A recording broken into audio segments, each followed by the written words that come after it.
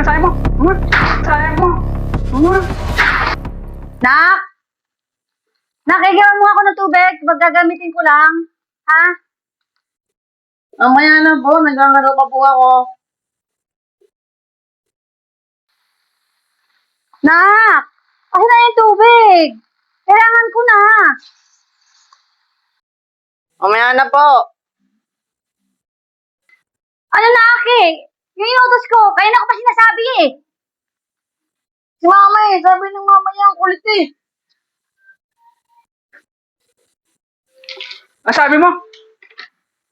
Ano sabi mo? Ha? Sabi mo? Binabas mo mama mo? Ha? Binabas mo nanay mo? Oo. Tama na. Lakad na, nak. Ano, lakad na. Kaya na. Kaya na pa inuutosan kasi eh. Kaya na. Oo. Okay, ayoko nang mauulit yung ginawa mo kanina ha. Humingi ka ng sorry sa mama mo. Sorry ka. Hindi ka naman pinagbabawalan maglaro. Sa amin lang, sundin mo yung utos.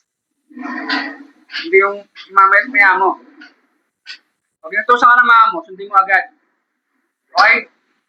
Para tayo hindi nagkakagulo. So, pasensya ka na rin kung nasaktan na kita.